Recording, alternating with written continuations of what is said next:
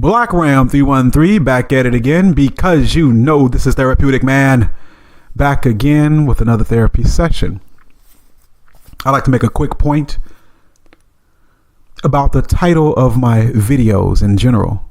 I intentionally keep the titles of my video vague and ambiguous, so you cannot always determine what the video about based off the title alone. Cannot judge a book by its cover, right? But it is kept shrouded in such a type of mystique, so to speak, to prevent from garnering unwanted attention. As you well know, on this media platform, there's a great disdain for red pill knowledge. So in order to keep the attention away from this channel that is unwanted, I shroud my titles in a bit of mystery. Just wanted to let you know, because I've got a few messages on my channel about what I should have added to the title and what I should have aptly named a particular title of the video. Just want to let you know exactly why I do these things.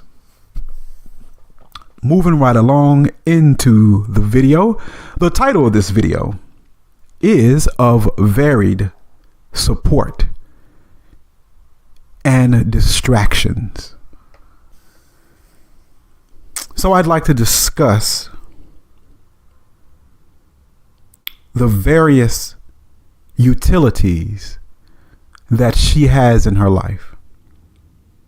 The drones, those she has working on her behalf in the blue pill world. The many men in her life that provide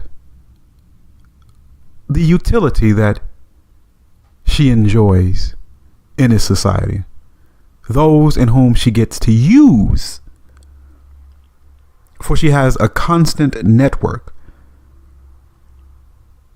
of male attention, support, and of course, options concerning intimacy.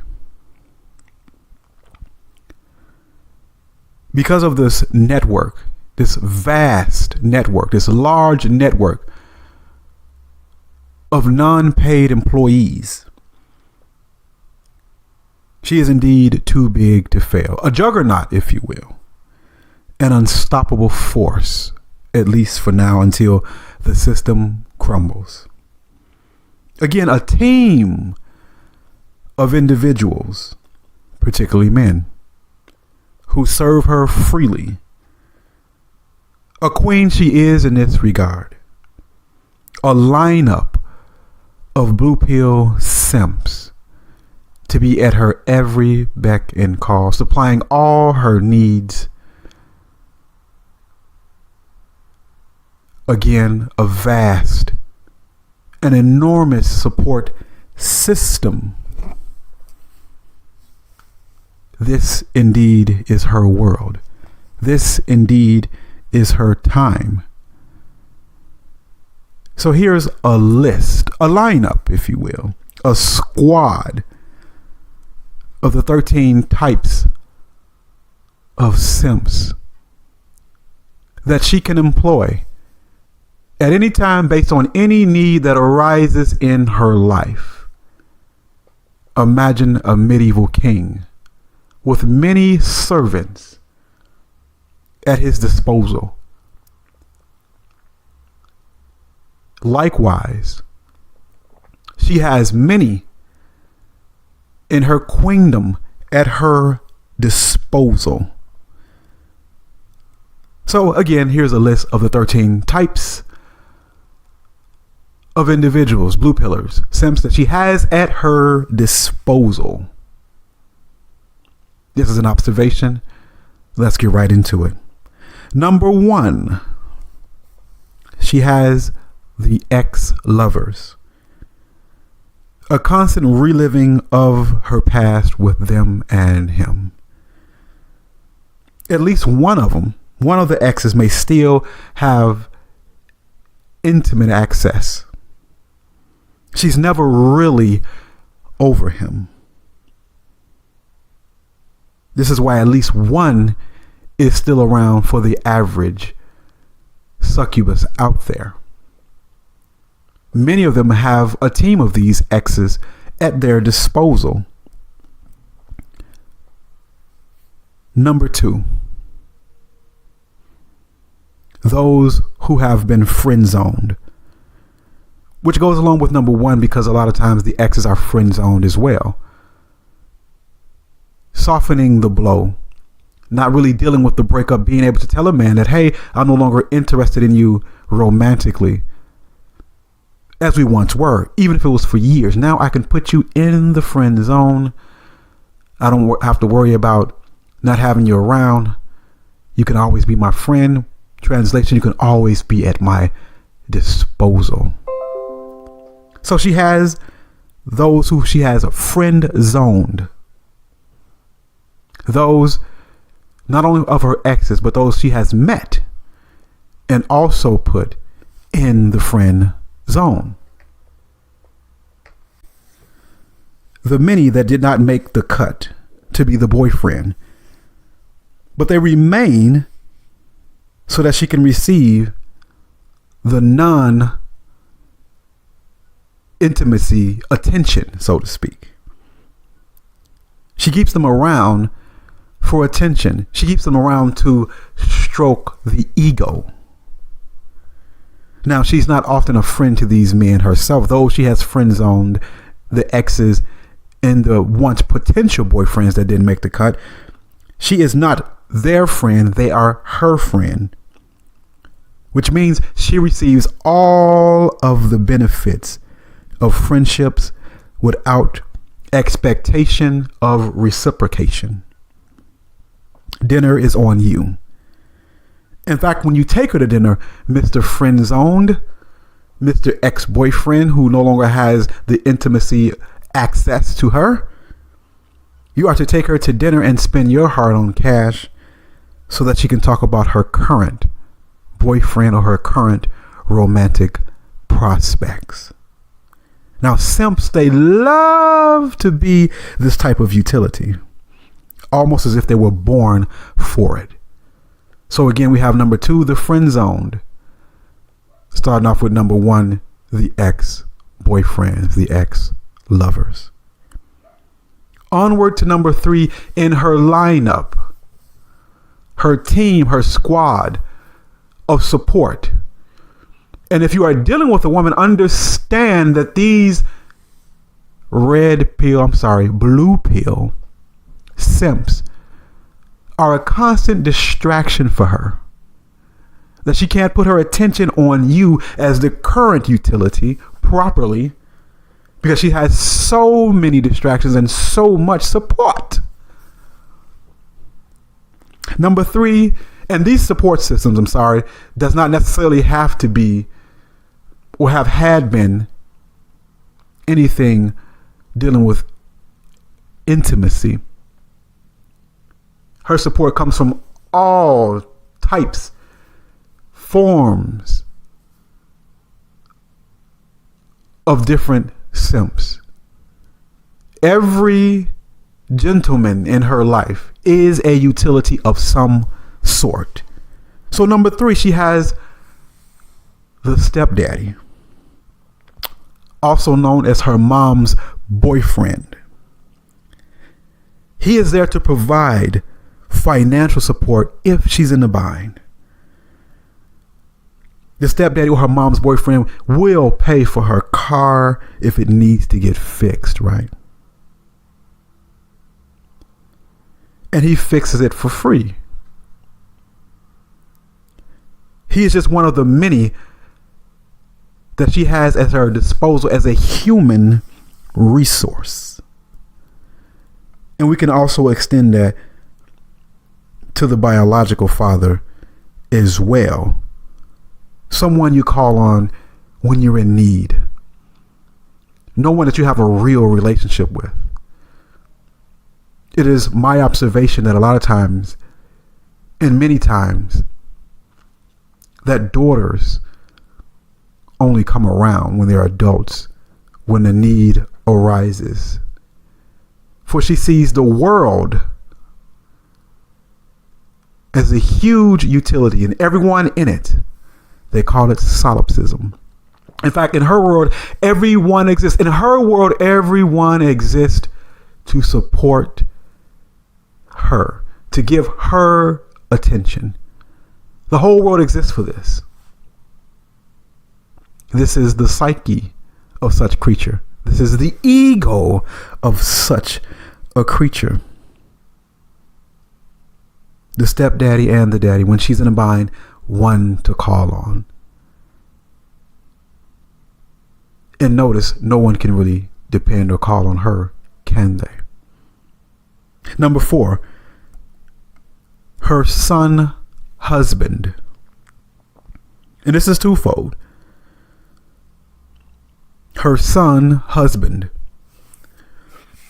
I know that sounds weird, but this is a twofold thing. Number 1, if the son husband is older and he's established, let's say he has a career, and let's say he has some money. This is also known as the mama's boy. So when she has a son grows up and becomes relatively successful to the degree that now she can use him also and sees him also as a resource for mama, as if he was, or if she was, his wife or girlfriend. That the son is there to rescue you when you're in a financial bind, to change your flat, to give you some money if you have spent way too much of it on shoes and purses. In fact, he's there to buy you that purse if he has relative success financially. She sees him as a utility as well, and she will be jealous if her baby, mama's baby, has a girlfriend. Will disapprove of the girlfriend or the wife because mama realizes that she has competition now. Another succubus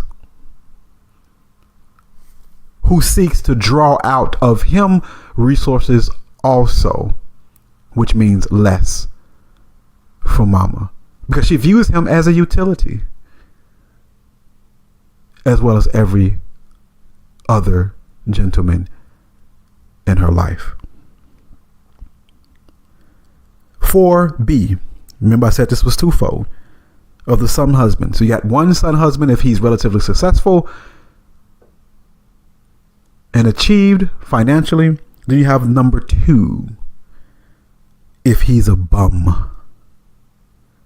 And then mama takes care of him. She gives him cash, buys the PlayStation, cooks and cleans. Typically, he gets a girlfriend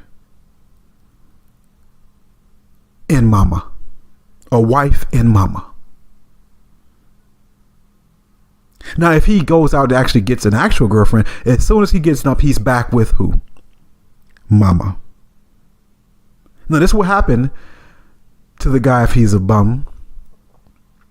And if you're one of these guys, seek help to get out of that bum situation. But if he's a bum, he gets dumped, he goes back with mama, and this happens. And she provides for him his sustenance, works on his behalf. But what she gets out of it, she gets the company. She gets to feel needed. She gets to feel necessary. She also gets a utility. Maybe he cleans up sometimes. Maybe he takes out the garbage sometimes. Mama don't want to be by herself, does she? And this can go on for decade after decade. When he's in his 20s, he's a son husband. 30s, 40s, 50s, until death does them part. Now, I'm not talking about a mother who may take care of her son based off of some sort of physical handicap or mental disability. I'm not talking about those. I'm talking about the full aged, able-bodied gentleman who lives at home and provides company for mama, security for mama, a utility.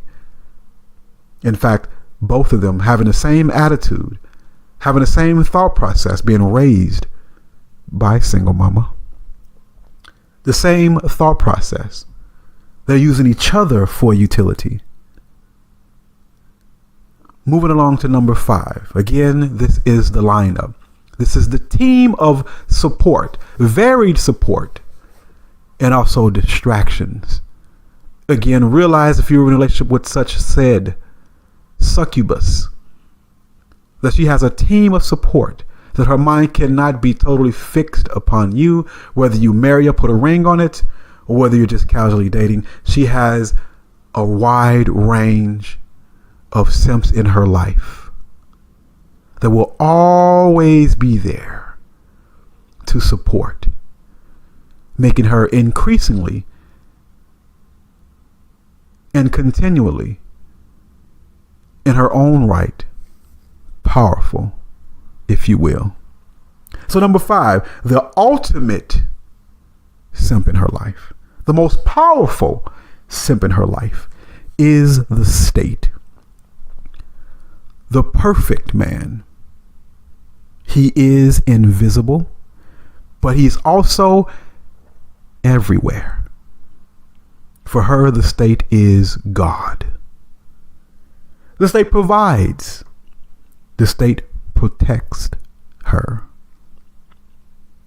There are hundreds of social programs aimed at providing her with endless amounts of support and privileges. You need a man jailed because he said something you didn't like? Simply pick up the phone, make a call. Oh, you need child support? Simply pick up the phone and make a call. And the ultimate simp will be there to provide unlimited support in her life. She cannot fail. With an entity as powerful as the state on her side, providing with her 100% support in any situation, how is she not the winner of any so-called gender war? How is she not one of the most powerful, untamable creatures on the planet, especially here in America? How can she not have almost absolute power with a juggernaut like the state at her behest? And she loves the state with all her heart. Again, the state is the ultimate simp. Now, can you beat that? Of course not. Something that is invisible, but yet everywhere. Her allegiance is to the state. She doesn't want a paradigm shift. She doesn't want a collapse. She's in love, not with you, but with the state. That's why they all dream of getting married, because they know instinctively that that means your volunteer enslavement.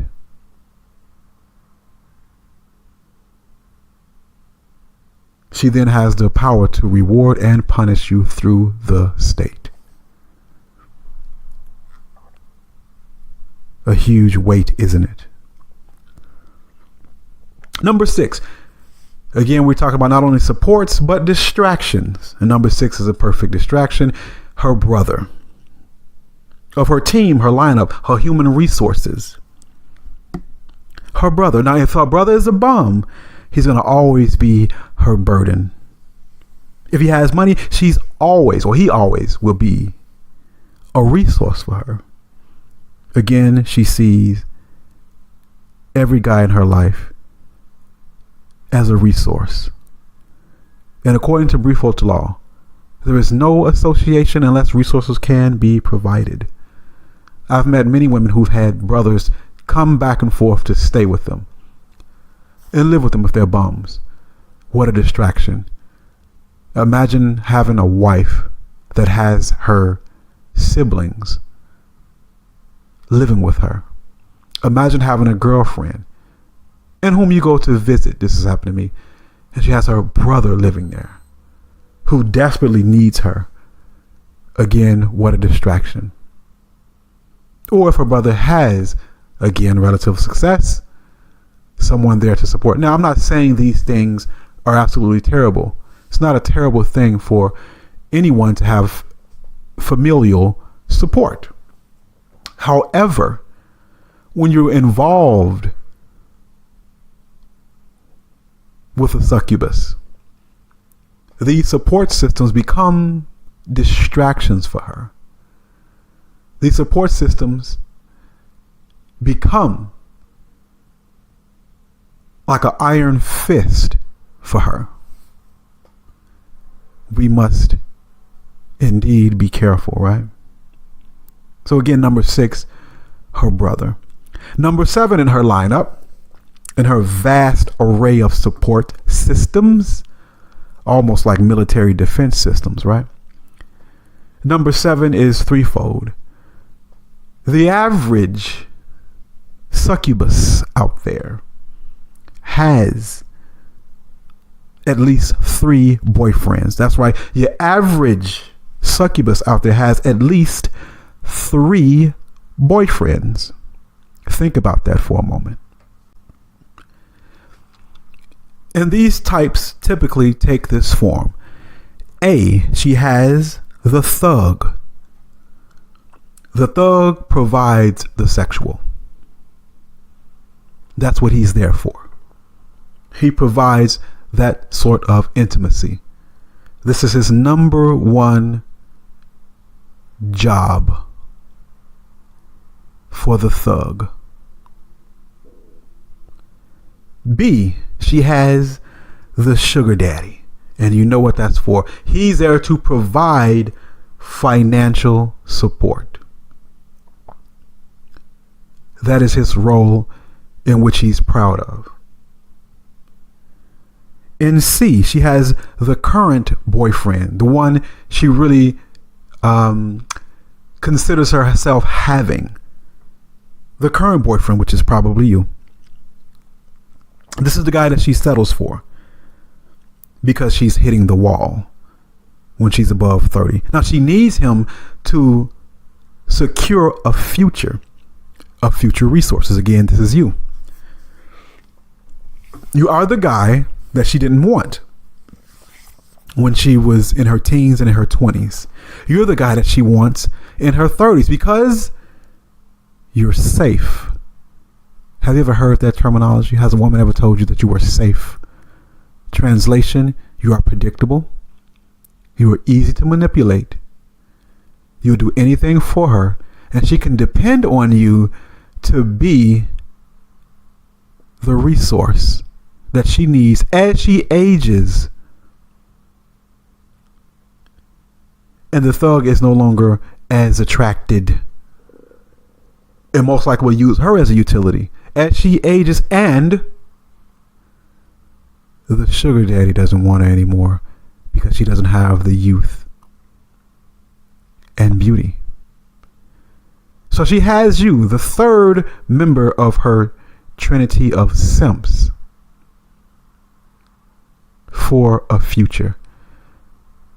Now you chase her and you try to provide for her. You try to show her that you are the man that she needs. But she's not fully committed to you yet. If she's 30, maybe about 35 or 40. But she still may rely upon the thug and the sugar daddy from time to time. So again, she has 3 boyfriends. And this number 7 that I'm speaking of. 3 utilities that satisfies her emotional, physical, and financial needs. Moving along to number 8.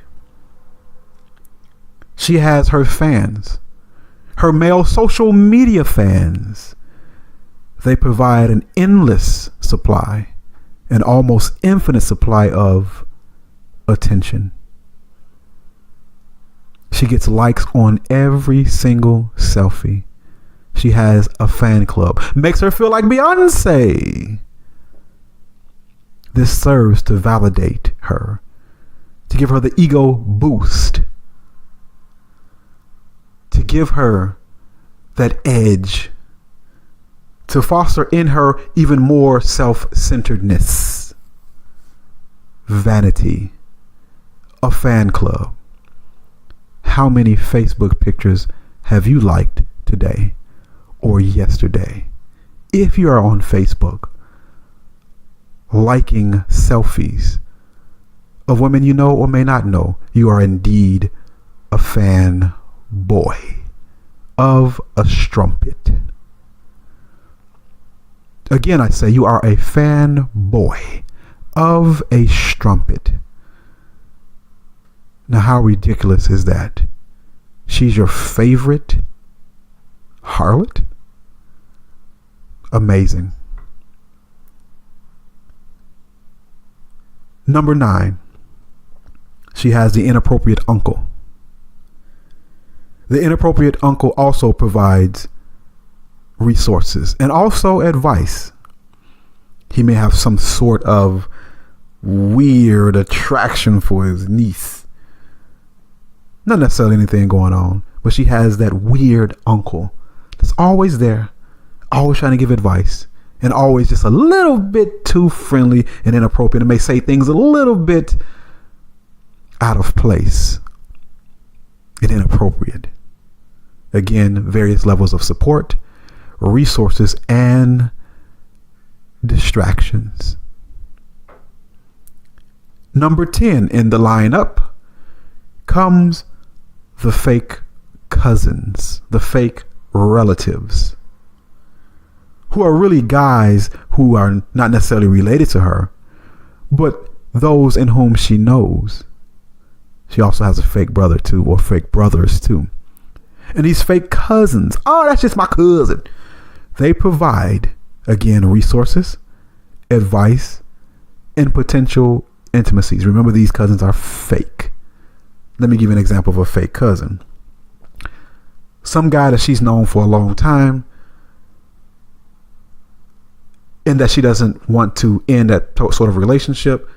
She wants him around as a resource, as a friend, as a utility, and she tells you that they're related. In case you see him at a family function or out somewhere or at his house for some reason, or if she gets stranded, don't call you and calls him for whatever reason, she wants to say this is a relative so that you can be comfortable, so that you won't be alarmed if you see them in a funny place, in a funny position or situation or circumstance. The fake brother, the fake cousin, the guy she's been knowing a long time and considers him a relative, although there may have been or even could be some funny business going on. So she lies to conceal this, to lower your guard. You knock on her door, he's at the house chilling. That's just my cousin, although there is no relation. Oh, that's my brother. If you dig a little deeper, you found out he's just a friend of the family. But with many options that he possessed as a friend, if you know what I mean. Beneficial friends. Moving along. Number 11, her boss or supervisor, so to speak. She secretly or even overtly wants him. Why does she want the boss? Why does she want the supervisor? Oh, real simple. He feeds her. He has control. He has power over her. She submits to him willingly. Doesn't give him any back talk. Doesn't give him any lip. She's naturally attracted to her boss. Naturally attracted to her supervisor. because he has power over her. He is the alpha, even if he is a blue pill simp. In her mind, he is alpha because he has a certain amount of control and authority. And she cannot help but have an attraction. And if you are with a woman who sees her supervisor as attractive physically or in any way, understand that this is a huge distraction for her. And this is another resource and utility that she has at her disposal. She's close with the supervisor. She's chummy. She needs a day off. She can get it easily. Time for a promotion. She has him in her corner. Resources and utility. She sees the whole world of simps as though she can dispose of, and they are more than willing to do so. And of course, we know the boss can have her if he so desires her. And think about this. If you're dealing with a woman, 90% of the time, if there is infidelity, more than likely, 90% of the time, if she has been unfaithful,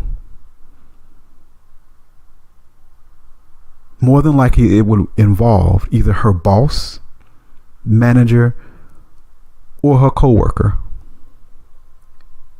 Why? Because she spends so much time with these men. Again, a distraction. Again, resources. Which leads me to number 12, her work husband. A new trend, a new fad you see nowadays when women say they have work husbands. What does that mean to have a work husband? A male that she is attracted to and that she's friends with, that she goes to lunch with, that she hangs out with, that she shares her secrets with. Much to discuss, her work husband.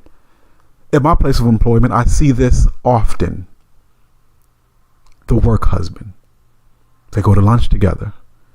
They get in their cars and they go off somewhere and come back with smiles. That's not to say that there's intimacy each and every time, but understand that the work husband is someone that she may have an attraction for. Listen, gentlemen, 9 times out of 10, if a woman has a friend, 9 times out of 10, if a woman has a friend, she has some sort of attraction if it's of the opposite sex. You better bet your bottom dollar. Women don't hang out with men that they're not attracted to unless there is a huge financial benefit. So the work husband is someone who more than likely she's attracted to. More than likely she has spent years, if she's been on the job for years, years talking to, years discussing, probably even you. Now, I see this all the time in my workplace. The work husband. And they literally claim and say, this is my work husband. Amazing. Got a husband at home, and she says she has a work husband. Her friend. Now she receives advice from him, attention from him. He's a great listener. And he is the one, more than likely, when there's infidelity, once again, more than likely it would be the work husband. Be aware. Number 13, and lastly in her lineup, and it's possibly more, but this is all that I can think of. Number 13 in her lineup of simps, busters, blue pillars, is her pastor. The pastor, just like the boss, offers guidance and resources. She's attracted to him because of money and charisma and his leadership. And of course, she has a desire for intimacy with him because he is so alpha. Now think about this. If you are in a relationship, listen, men, if you are in a serious relationship with a lady and she calls another man besides you her pastor, the term pastor is synonymous with shepherd. Shepherd is synonymous for leading sheep. If your woman is admittedly or unadmittedly being led by another man, then you, my friend, are a simp supreme, a super simp. Again, if you are in a serious relationship and your woman calls another man pastor, you have some serious problems. And maybe in your simp mind you think it's okay. But I tell you, buddy, you are as far from east is from west for understanding not only female nature but the red pill in general. And I wouldn't want to be around you. Think about that for a minute. Super simping right there. Her calling another man her shepherd, her leader, her pastor. This is Babylon, right? So there you have it. The 13 resources. The 13 sources of distraction in her life, distracting her away from you. So she has no dependency on you financially, which is not necessarily a bad thing, or emotionally, or mentally, or spiritually. She has all of these needs met through her very own now, human resource department. Again, the theme here is that she has a ton of male support in every way possible. This structure is built within this society. She has multiple streams of income. Multiple streams of income. Various types of resources based on her types of relationship. In fact, every relationship she has is a type. Again, every relationship she has is a type of resource. First being financially. Different streams, again, of income. She has and here's a list. She has or number one, her body is a resource. B, she has child support as a resource. C, alimony as a resource. D, her job as a resource. E, the state as a resource.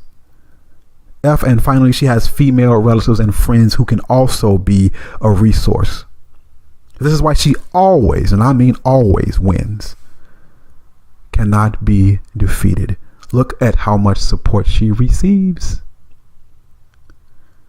And who do you have as a red pill guy? Who do you have? Just you. That's it. That's all you got. Just you. You have very little, if anyone, to depend on. She has everyone and everything around her to depend on. Amazing that she's still unsatisfied, still mad, still depressed, still unhappy. Amazing. All of this simping energy that she has in her life. All of this male energy that she has in her life. She is indeed most promiscuous mentally and physically. She is polyamorous. I've dealt with succubi that I can sense and feel the multitude, the myriad of male influences in her life stank too. Her mind being a wasteland. She should have only one influence, and that one influence should be you. But nope. When you think about it, having so many areas of support and influence and distraction, you have to realize that these creatures can never truly be wives in any sense of the word. Too many influences in their lives, consuming her time, her energy, her attention, giving her validation. Another man should never have any influence over your gal. But in this society, we know that they do. Way too much. Understand that a woman can never in this society truly be yours. Again, realize that a woman can never ever truly be yours in this society. She has literally way too much going on. You are just one of the many guys that she has. One in a pool of many. This is why you can't teach her anything. This is why you can't develop her. This is why you can't grow her up. This is why you can't lead her or guide her. You can do nothing with her except the physical. And even that is compromised greatly because you remember now she has 3 boyfriends minimum. Her circuits are overloaded with too much stimuli from too many different sources. Chaos and confusion, which of course adds to the instability that she has inherently.